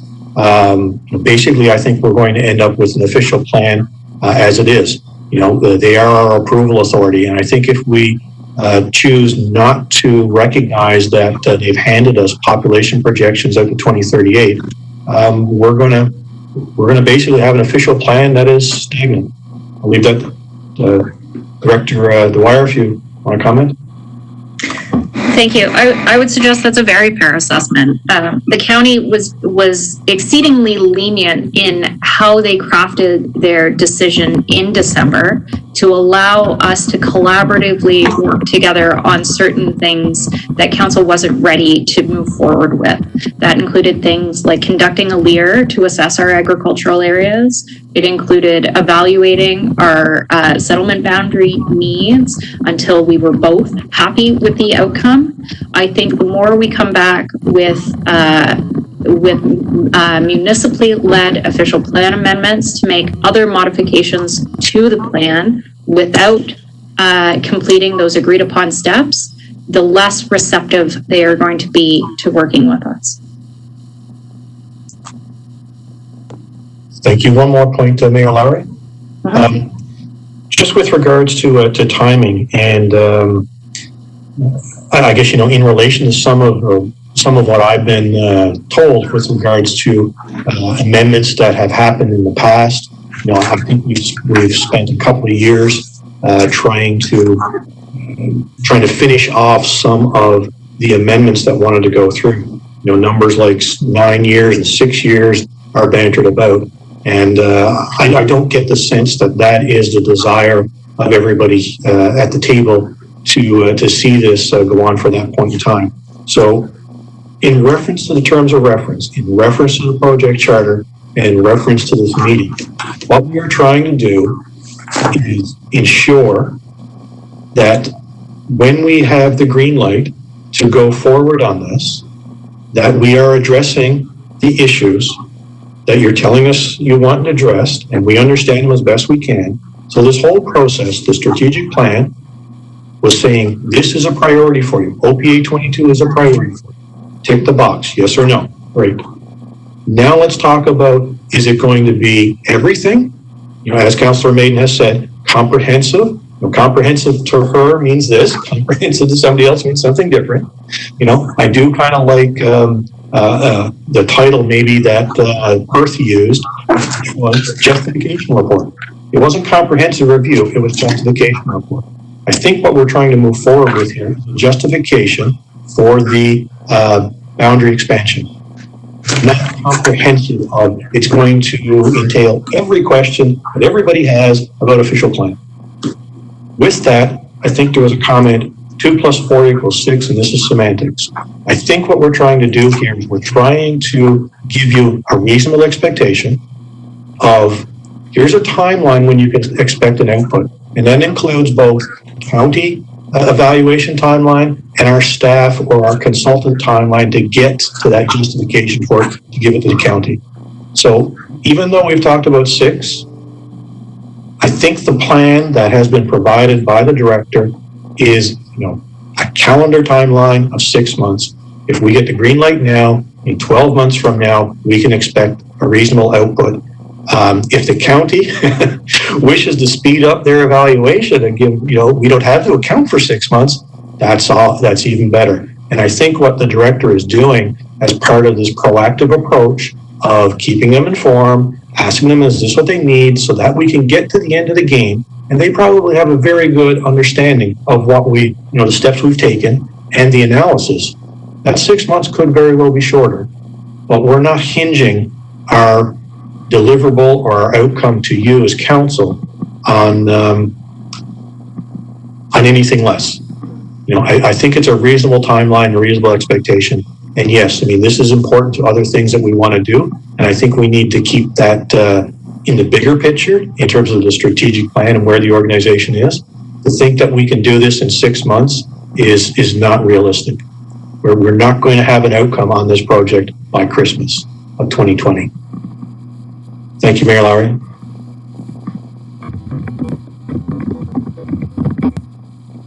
Thanks, EO Kelly. In a moment, I'm going to look for someone to put a motion on the table based on the options that we have in this report, noting that option 3 is the staff recommended option, and it is certainly the status quo option that aligns with decisions that we have made previously. I do want to make sure everyone's questions have been answered and they fully understand what we're deciding here today. So I am going to just pause for a moment.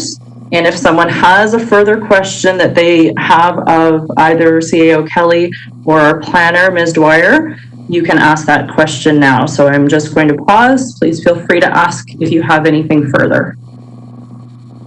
Councillor Gerard. Go ahead, Councillor Gerard.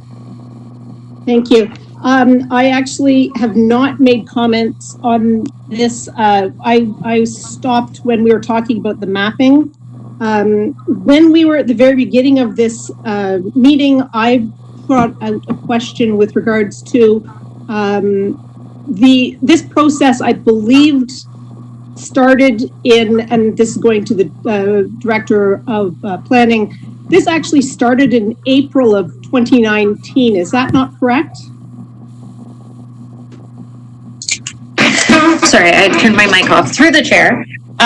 You are not incorrect. We we first received clear direction from this council about how you viewed future expansion of Almonte Ward in April of 2019.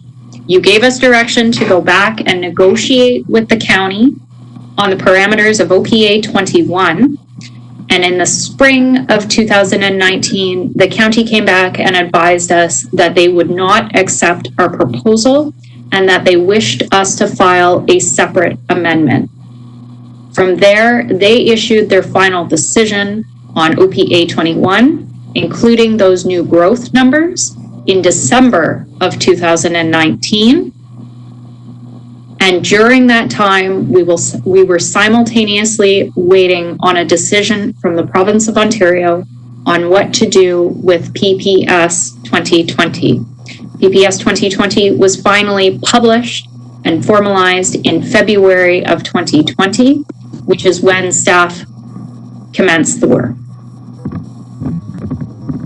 Okay, so I guess I'm a little bit confused because, as was brought forward with the conversation earlier, I believe Councillor Maiden suggested that we had been in the discussion. We were going to be, and due to the fact that this OPA is to do with the boundaries of Almonte proper, we had started the discussion, and I thought gave direction in April of 2019. And so you have just confirmed that, yes, that was what we had gone through with.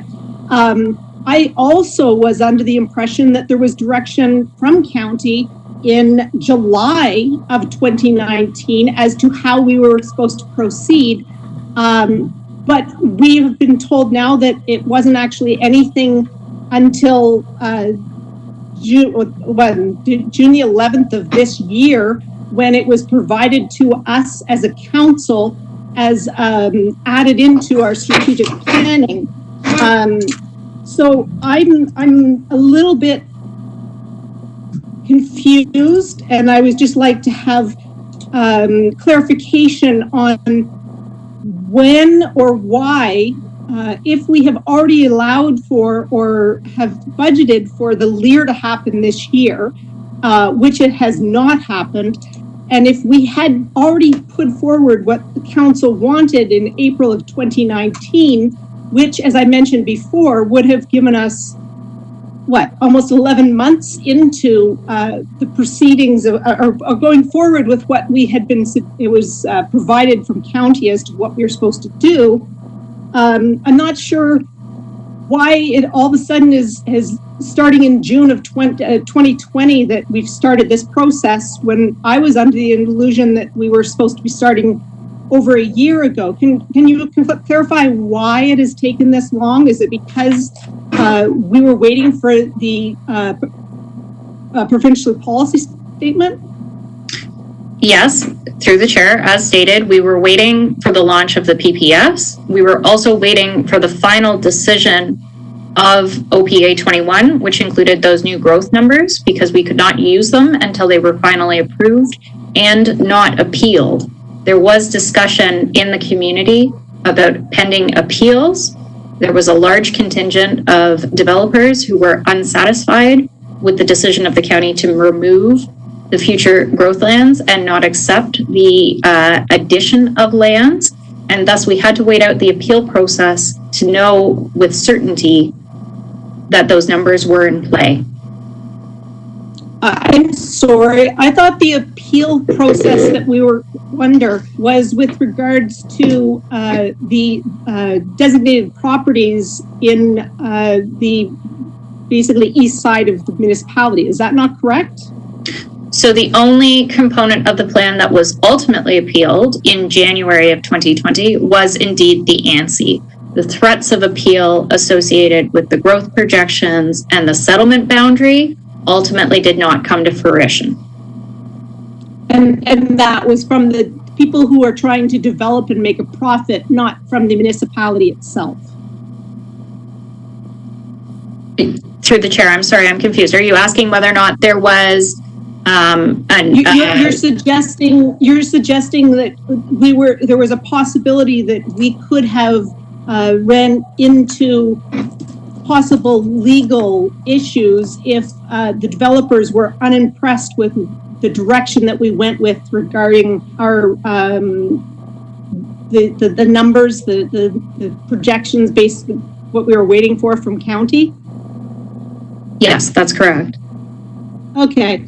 And I know that CEO Kelly has said that the projections from county, that we have to keep those in mind when we're dealing with regards to how our municipality is trying to grow.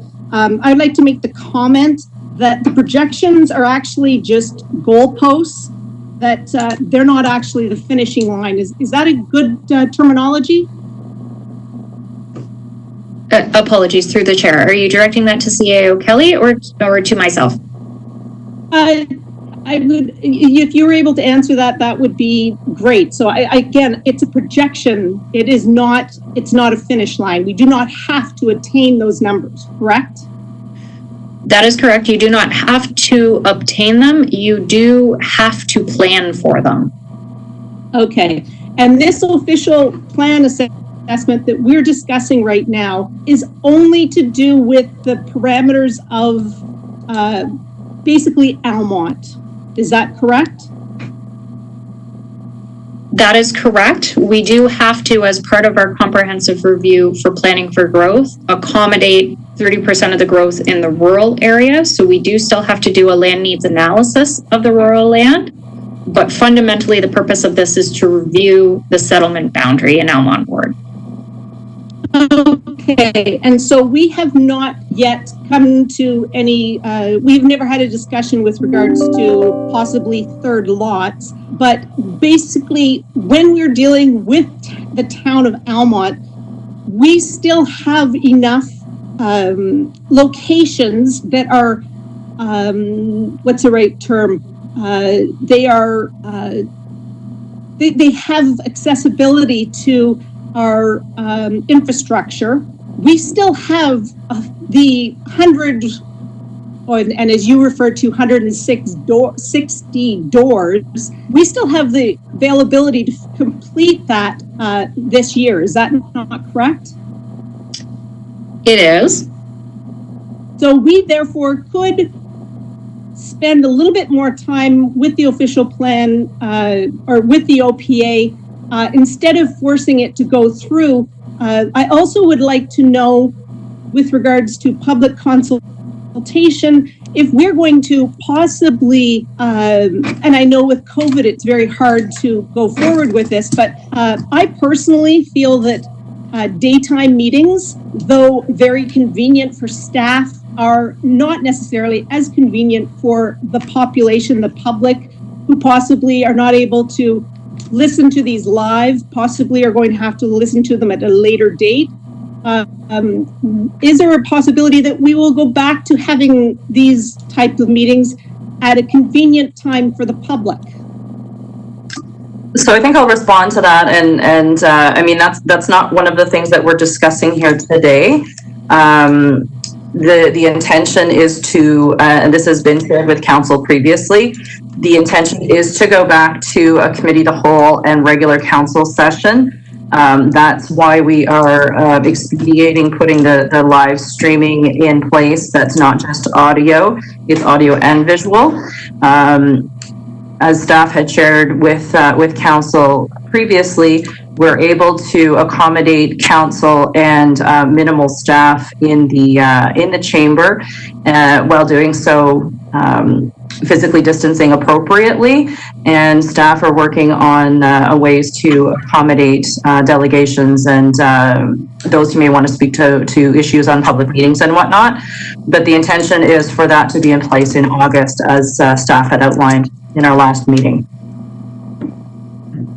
I'm referring to the public consultations, which are on the list at the very end of this information. Oh, pardon me. I thought you had said that the meetings were a problem during the day and that people couldn't listen to them live. And I'm referring to the public meetings, which are on the very page 15 of this actual council meeting. I think that that staff will ensure that those public consultations are at times where a variety of folks are able to participate in a variety of ways, so the public can participate.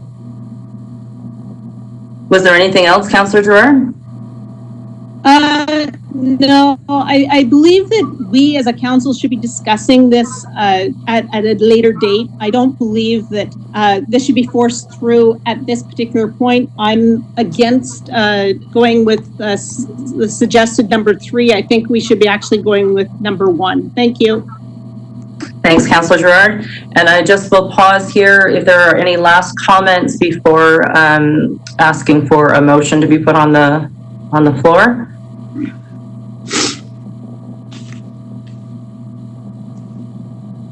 Okay, hearing not, I'll just add a couple comments myself before asking for a motion. As we've said a few times, as we've heard a few times in the meeting today, the projection, the population projections from the county are ones we have already accepted. And we do need to plan for them. It's not necessarily a goal, but it's something we do need to plan for. We accepted those projections on April 2nd, and then again in the draft decision of the OP from the county on October 15th. So we know those projections are what we're working with. And we also know there's tremendous demand for housing, and not just here in Mississippi Mills. This is straight across the province. And we also know that demand is only going to increase. So, which is to say that we know that growth is going to continue to happen in Mississippi Mills. We know that an urban boundary expansion is imminent. I do want to offer that 160 homes a year is a lot of growth. It's the fastest growth we've seen in our community in years. And while the third option provided by staff and the recommended option very much is the status quo, reflecting where council has been in their decision making all along in the last year or a little bit more. But because we are having this conversation today, I do think it provides an interesting opportunity to consider a delay, like what is offered in option number 1. And the reason where I think that may be something worth considering is because it does give us the opportunity to complete the LEAR. It gives us an opportunity to potentially complete the secondary development plan for Pakenham. Gives us an opportunity to put in place policies such as density bonusing to help us address affordable housing here in our community. And it also gives us an opportunity to complete the quality of life plan in our strategic plan. Rather than the OPA 22 quality of life plan, this would be the village vitality plan. And I think that would give us an opportunity to not control growth necessarily. I mean, growth is going to happen, but it would give us an opportunity to color what the growth would look like here. And I think back to a conversation council had probably about a year ago. And we were discussing the Hendrick Farm style of development in Chelsea and what would that look like in Mississippi Mills. And I just highlight that in that I think we have an opportunity to define what that growth would look like here. We know growth is going to happen. That's absolutely going to happen. We know the urban boundary is going to move. We know that those are both true. But I do offer to you that by having this conversation, we have an opportunity to really think about that very political question, as the planner had said earlier this morning, about how quickly do we want to grow, how do we want to grow. And the parameters are already set. We know that those projections are just a little over 21,000, and that's what we need to plan for. But I do think we have an opportunity here to mold what that growth looks like to some degree. Anyway, and with that, I will open the floor for a motion of one of these options. The Dalgety, Councillor Dalgety? put a motion to recommend adoption number 3, please. Okay, and is there a seconder to that motion? Yes. Second it. So moved by Councillor Dalgety and seconded by Councillor Ferguson. Is there any discussion to the motion of proceeding with option 3? We'll go through our list. Councillor Dalgety, any comments? Thank you. Councillor Ferguson? Well, I think it does give us the option, obviously, as you stated, but it also gives us the timeframes and the 15 weeks. I think we will see, hopefully, within that estimated 15 to 20 week timeframe, when we do see advancements of it, that we will maybe address some of the concerns you expressed in option 1. I am in favor of option 3. Okay, thank you, Councillor Ferguson. Councillor Gerard, any comments on option 3, the motion that's on the floor?